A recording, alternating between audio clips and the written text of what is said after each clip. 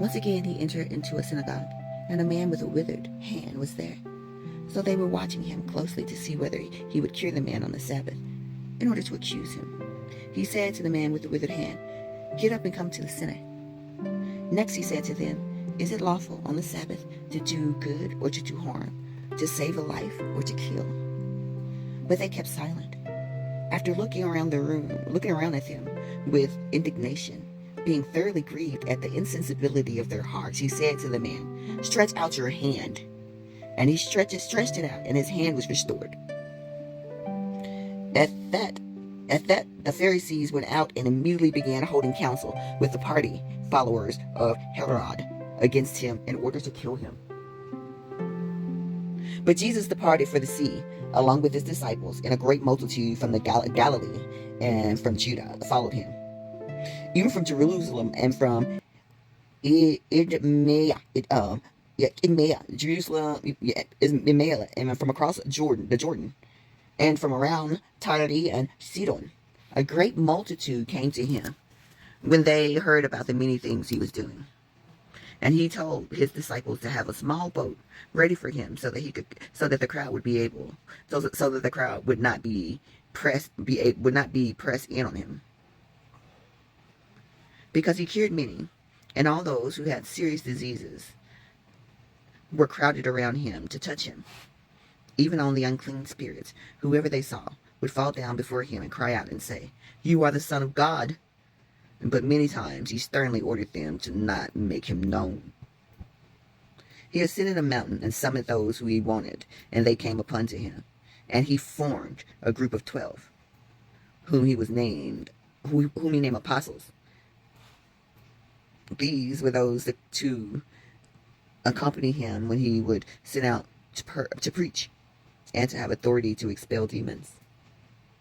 And the group of 12 that he formed were Simon, to whom he gave the name Peter; James, the son of James, he also gave the name which means sons of thunder;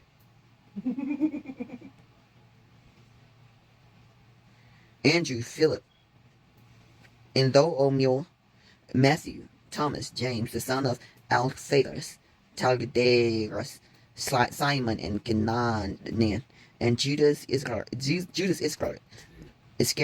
who later betrayed him. Then he went into the house, and again the crowd gathered so that they were not able to even eat a small meal. But his relatives heard about it, and they went out to seize him, for they were saying, "He has gone out of his mind." Also the scribes who came down from Jerusalem, saying, "He has Beelzebub, and he expels the demons by means of the ruler of the demons." So after calling them to him, he spoke to them with illustrations. How can Satan expel Satan? If a kingdom becomes divided against itself, that kingdom cannot stand. And if a house becomes divided against itself, that house will not be able to stand.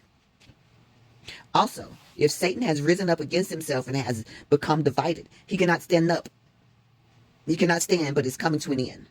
In fact, no one who enters the house of a strong man is able to steal his possessions unless he first ties up the strong man.